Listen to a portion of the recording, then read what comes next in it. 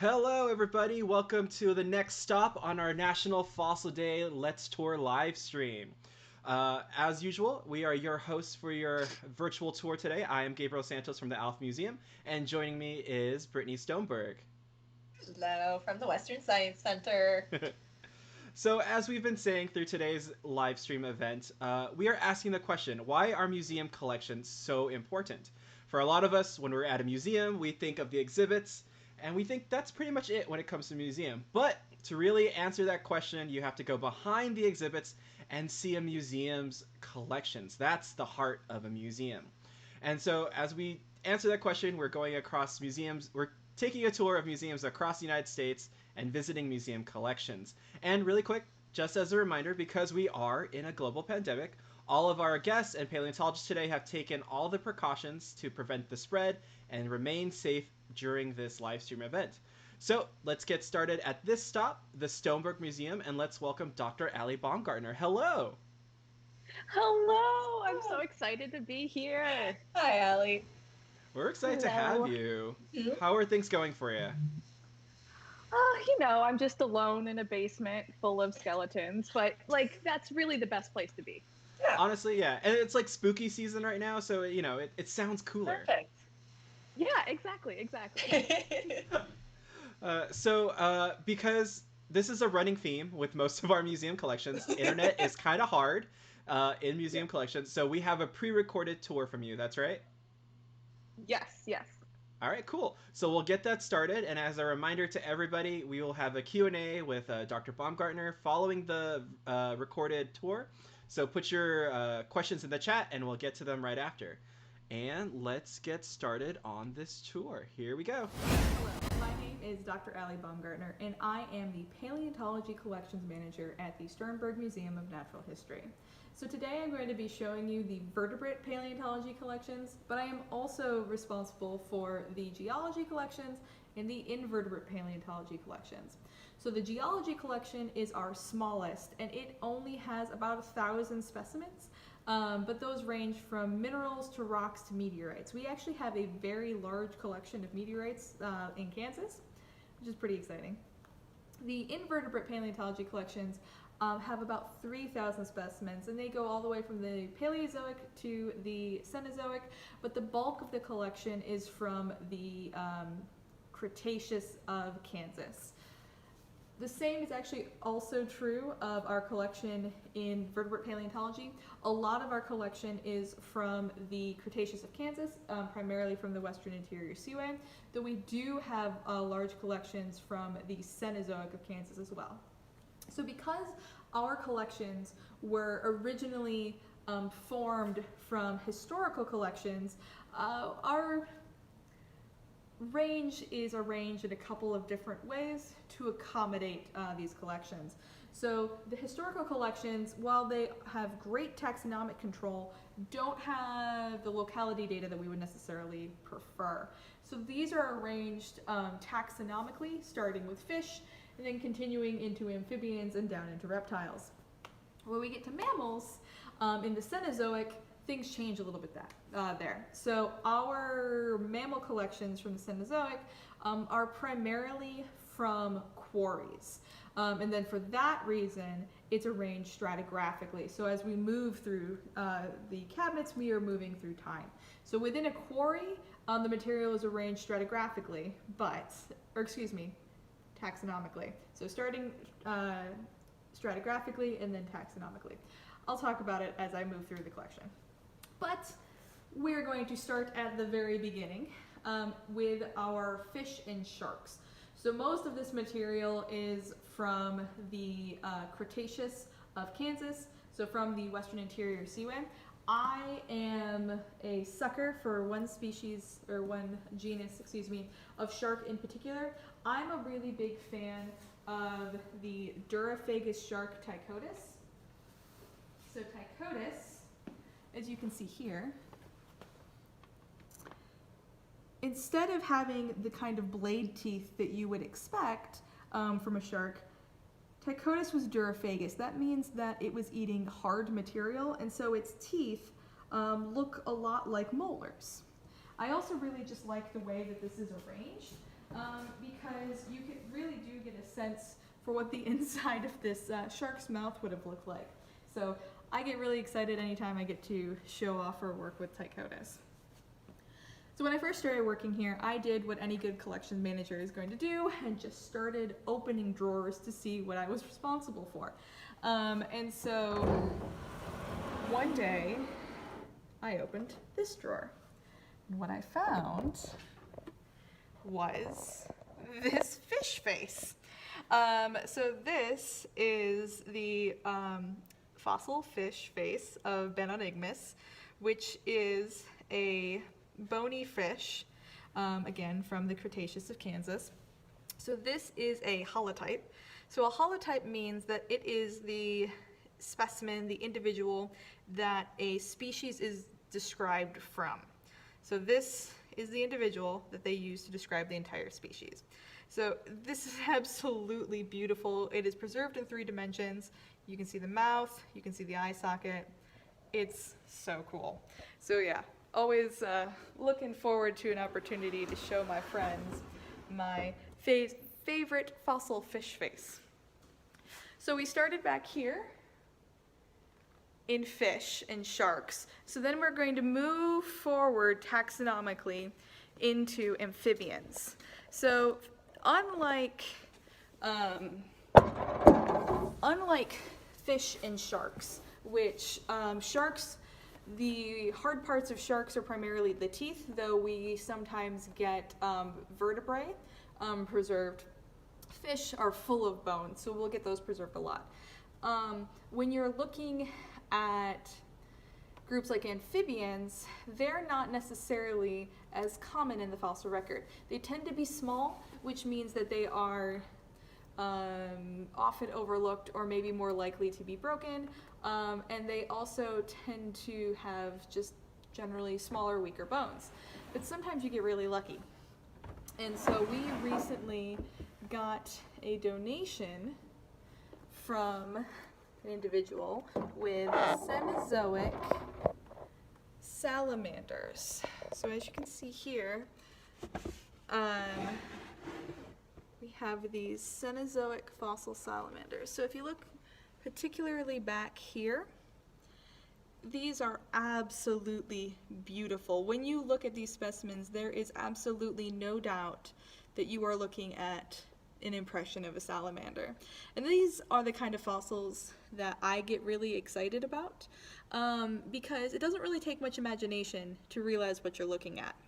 And sometimes if you're looking at, say, an isolated bone, it's not immediately obvious what the whole organism looks like.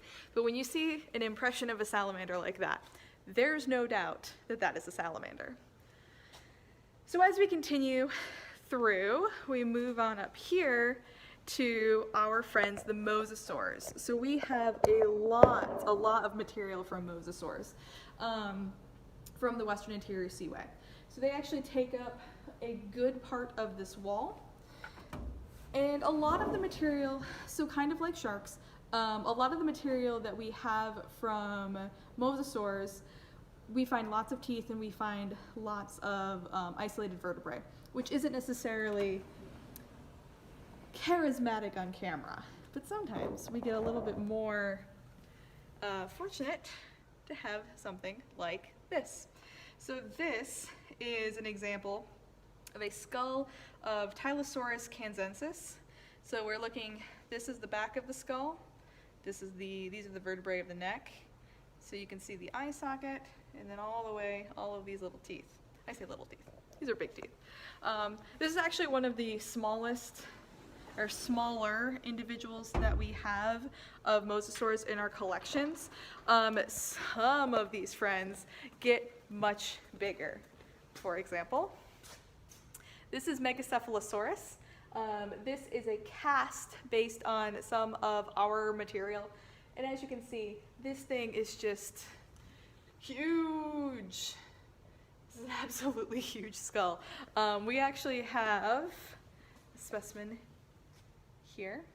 So this is the 2 parts of the lower jaw of the dentary, and then this is the actual skull itself. So we are very fortunate to be able to find things like that here in Kansas. So that is one more.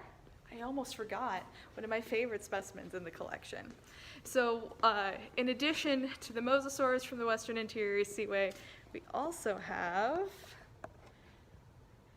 this is Protostega. So this is a fossil sea turtle from the Western Interior Seaway. This is also a cast from material in our collection.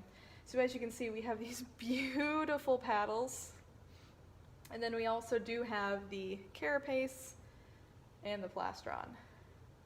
It's just exceptional. These are beautiful, beautiful turtles. I'm a sucker for some turtles, I will admit. So that's a lot of the material that we have from the Western Interior Seaway.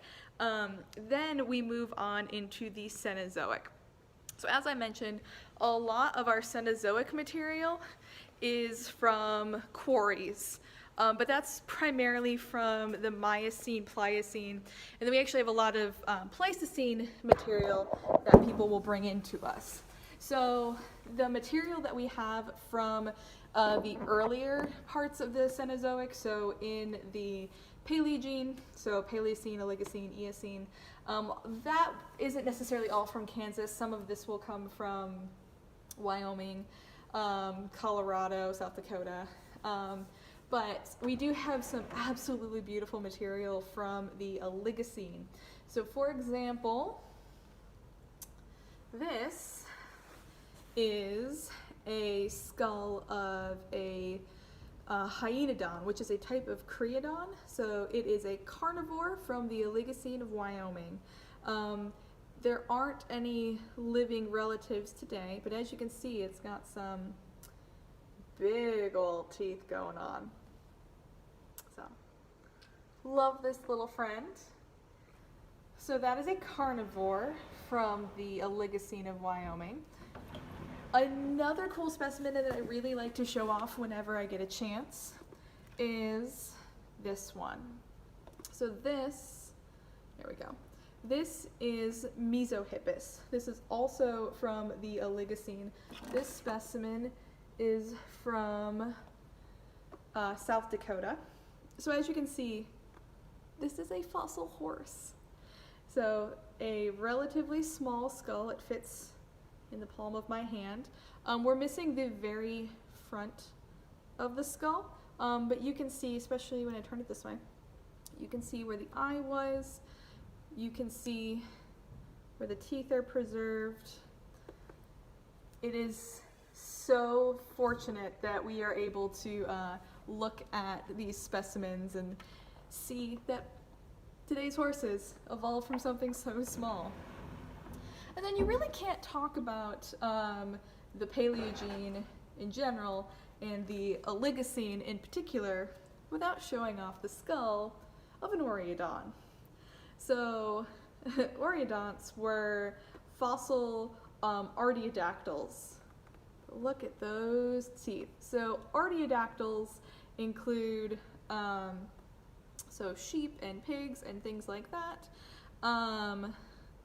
Just look at those canines. So there's nothing today related to Oreodonts, and they are incredibly common, particularly from, so this is from Wyoming, but if you are looking at anything from, say, the White River Formation, you're gonna get a lot of Oreodon materials. They're very common. I think they're cute though. I don't mind that they're common. There's nothing wrong with that. Okay, so that is some of our early material from the Cenozoic. But let's move on into some of the later stuff. So like I said, we have a couple of quarries. So these are some rhino friends. We've got a Teleoceras, I think maybe one specimen of Teleoceras. These beautiful, beautiful skulls.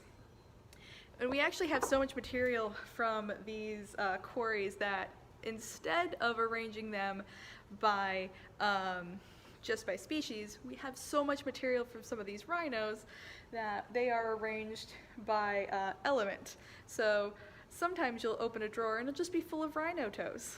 So, my friend, the rhinos. And then in addition to bones, we also have trace fossils.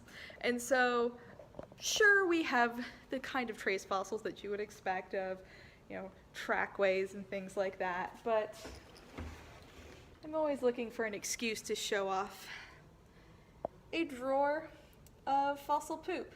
So we have all sorts of different coprolites from different vertebrates, all sorts of places, all different shapes and sizes. And coprolites are really cool. I really like showing kids coprolites because they get grossed out and then really excited when they realize that they're allowed to touch it. So, like I mentioned, we have a lot of material from a lot of different places. We have been working on digitizing and organizing our collections for a few years now. And so, if you would like to learn more about our collection, we have an online database, so you can access it from the Sternberg Museum website. So if you want to learn more about anything that I have shown you, see some of the pictures of our fossils, we're still working on getting everything organized. I have oversized shelving behind me that needs some organization. There's always more things to do. So I hope you enjoyed this tour. I'm all alone in collections down here, so I really enjoy being able to share that with people, and I look forward to answering any questions. Happy National Fossil Day!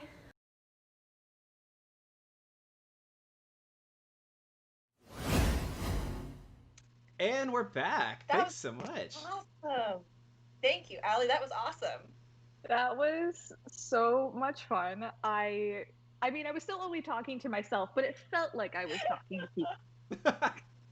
Well, speaking about that, how has like the quarantine or the pandemic affected your job as a collections manager at the Sternberg Museum?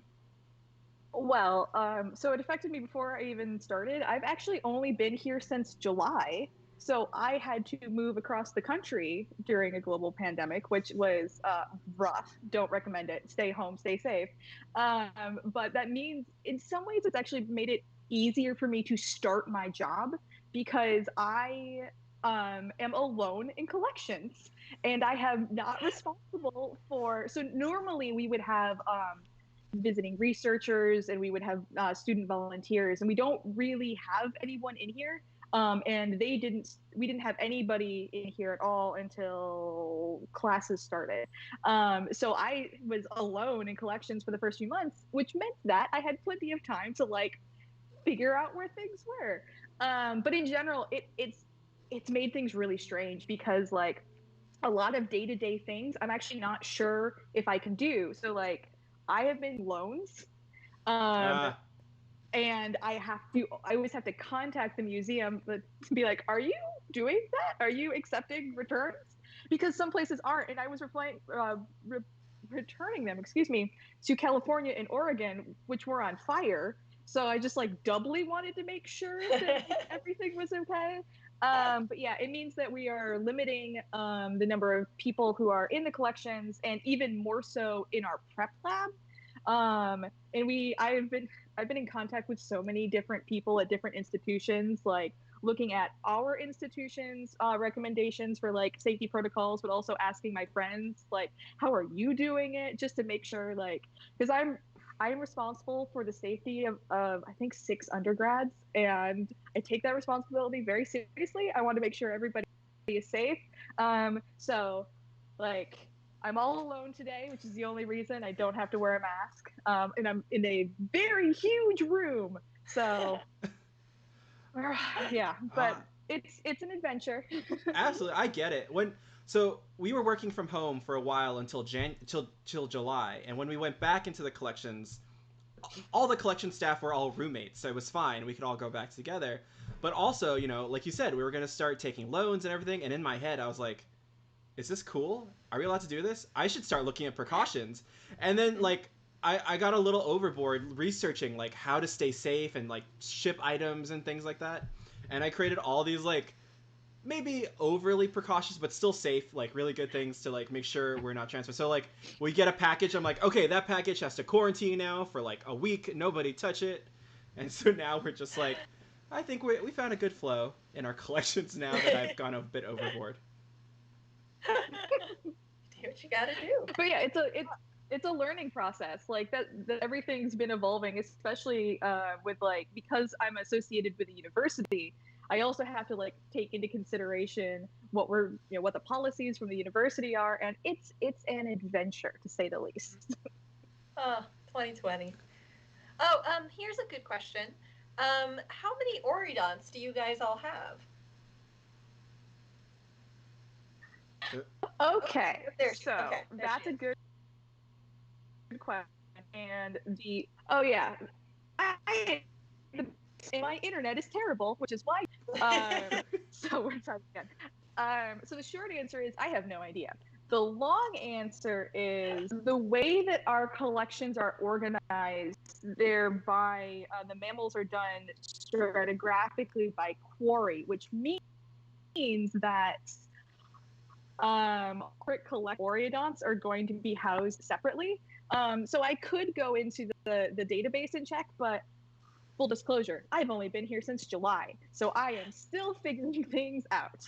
But a lot of the collections that we have here are from the Cretaceous Western Interior Seaway of Kansas, and then the Miocene, Pliocene, and Pleistocene of Kansas. And so we don't have a lot of, in terms of like relative abundance of oreodonts compared to the rest of our mammals, we don't have that many because we don't have a lot of like Oligocene material from Kansas. But I know that, well, yeah, if you go out to like Oregon, if you go to John Day, like they got oreodonts coming out their ears. Oridonts everywhere. Yes. So really quick, your specialty is in paleobotany, right? Correct. So if you specialize in paleobotany, was that a challenge when you got to the Sternberg and had to start, caring for like other fossils like vertebrates and invertebrates? That is a good question. So I had one of my volunteers told me that I was a paleontology triple threat. So I actually started as a vertebrate paleontologist. I started when I was an undergrad at the University of Michigan. I was super into the mastodons. I worked as an intern at the mammoth site, has proboscideans. I worked at the mammoth site in South Dakota. And so I was all set on being a vertebrate paleontologist. And then I started my master's thinking I was going to work on proboscideans. And my master's advisor said, okay, so your project is on fossil plants. Okay, I'm doing this now, and realized that I absolutely loved it. But when I started my PhD, so a lot of the classes that I had taken in undergrad that were paleontology were actually invertebrate paleontology, because Michigan is basically like Devonian seafloor or Pleistocene mammalian megafauna. So I was the only grad student who had a lot of experience with invertebrate paleontology. So I got roped into doing that. So I have a background in paleobotany, vertebrate paleontology, and invertebrate paleontology. And it's actually been a whole lot of fun to be like back doing vert paleo, because like I haven't done that in a while. And so it's like, I do know things. I remember things. Like, I know what a cervid is. The little things like that have been really exciting. Wow, definite triple threat. That's so cool to have like that really great knowledge base. Yeah. It's an adventure, but it also means that people think I know things. And so people bring me lots of things to identify, which is super fun. I absolutely love it. But it's like, okay, what realm of paleontology do I have to pull from to answer this? Alrighty. Here's another question. Someone in the chat is saying that they saw what looks like a gomphothere jaw in the background. Do you have other elephant fossils in the collection? Yes. So I recorded this multiple times because, that's how that works. And so, yes. So we have, oh my goodness, the proboscideans, first love, true love. So we have mammoth material from the Pleistocene. We actually have all of my oversized storage is just full of mammoth bits because they take up a lot of space. But then we also have like Pliocene proboscideans. So we have Gomphotheres, we have Stegomastodon. So yeah, like you definitely saw. We have two different, shovel tusk elephant jaws in our collection that are out and about. I love them so much. Those like tusks are amazing. I was again in one of the iterations of this tour. I actually showed them off. So sorry that you didn't get that version. Oh man. It's all right. I guess we'll carry on. Here's a question that might be extraordinarily difficult. What's your favorite fossil plant? I told you to warn you. The one that's in front of me at the time, I don't know. I've been asked this so many times. You'd think that I would have an answer at this point. So I guess I'll give you categories of favorites. I really like, in terms of like ancient fossil plant, I love Lepidodendron because that's one of the earlier trees, the Carboniferous. Also, it's just a good name, like Lepidodendron, scale tree. It's a good name. The other, okay, so the downside of the paleobotany research that I do is that we don't, okay, quick background about fossil plants. Leaves are the worst way to, the second worst way to identify a plant. Wood is probably the actual worst way. So we aren't able to identify the leaves necessarily that we find in the field. So we just give them numbers. So like I have some favorite leaves that I think are really pretty, but they don't have names. They have numbers. So that doesn't help you at all. But I have a paper under review. So one day there will be pictures of them in the world at least. Soon. I did not know that. I was Yeah, like me thinking, neither. I was all like ready to like organize our plant collection and thinking like, oh, this is great. We'll be able to find names of all these leaves. And now I'm just like, okay, maybe not then. No, definitely not. Also, fun fact. So depending on when they were identified, historically, paleobotany collections were identified to modern genera. So, right. So we have a lot of really pretty Dakota sandstone leaves up in like here in collections and then upstairs that are from the Cretaceous, and they are assigned to like sassafras as genus, and like these things are like 70 million years old, so they're probably not sass. But yeah, so like there have been people who are going through and like reassigning things, but I mean, and it makes a lot of sense that like totally looks like a sassafras, but the reason that it's bad to assign identifications based on leaves is because leaves change shape really easily. They're super plastic. If you think about like sun leaves and shade leaves on a single tree, you'll have variability, which is great if you're trying to do paleoclimate reconstructions, which is what I do. But it's terrible if you want to know what it is. Well, like speaking of fossil plants, like is it different to take care of fossil plants than vertebrate specimens in your collection? Yeah, it is. So generally speaking, the basics are the same, because you're going to want them to be, preferably in a drawer, in a cabinet, micro environment, like regulate the temperature and humidity.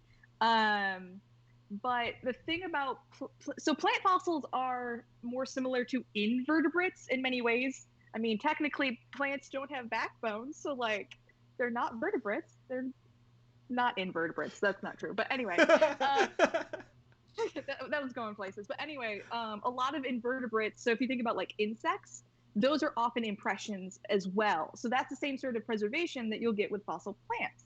So the type of conditions that you'll want to preserve, like fossil insects, are actually the same sort of things you want with fossil plants. So it's important to remember that they are often impressions. They are sometimes carbonized. So do not touch fossil leaves unless you are like given explicit permission to do so, because like you can wear them off because it's an impression. So like that is my big PSA. Like just be really careful handling fossil plants, fossil leaves in particular. Like they're so pretty, people want to touch them. Please don't. You could wear away the fossil. All right, I will change our fossil handling rules in the Alf Museum for plants now. Yeah. Please do not touch, especially if you're going to try to do anything with cuticle. So sometimes you'll have like the waxes or the cuticle preserved in the actual impression, and you don't want to touch that because if you do any sort of like isotope analysis, like, you know, you're contaminating it. I speak for the fossil leaves. I'm glad we could have some fossil leaf representation today. Everyone's so all about bones and animals. I know. I mean, I just gave you a 15-minute tour about All right. like I also showed off some poop, so like it's fine. Yeah, it all works. I think that does it for questions on our end, Britt. Yep, same here. So thank you so much, Allie. That was so much fun. I'm glad that I'm glad that you guys set this up. It was amazing. I've been watching the stream all day. Just having it on in the background while I'm doing really exciting paperwork. Now, if anybody wants to learn more about the Sternberg Museum or the work you do, how can they do that? Oh my goodness. All right. Lots of places. So we have a public database.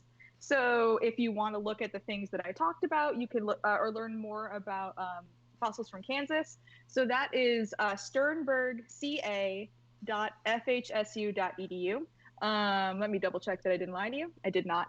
That is the actual website. So that will take you to our public database that you can look things up. We also have the Sternberg Museum has every version of social media if you want to find us there. The FHSU Paleo has a Twitter account that I sometimes moonlight on. I am on Twitter as Dr. Kiri, or excuse me, at Kiri Tree. I know my name. At Kiri Tree, so KYRIETREE. And then I'm also on Instagram as Paleolorax because I speak for the fossil trees. So I get it now. I get it. I can't believe I didn't figure that out before. Okay, I feel stupid. It's a really subtle joke that I was making, so I understand. Awesome. Well, thank you again, Allie. If you would like, that does it for this stop. Next, we'll be going to the San Bernardino County Museum at 1 p.m., so join us in about half an hour for that. If you would like to support this program and others like it that's hosted by the Raymond M. Alf Museum and the Western Science Center, there will be links to do that in the description. If you'd like to learn more about National Fossil Day, you can do that from the National Park Service at nps.gov. And of course, don't forget to like and subscribe so you can see all of our future videos. So thank you, everybody, and we'll see you soon. Bye.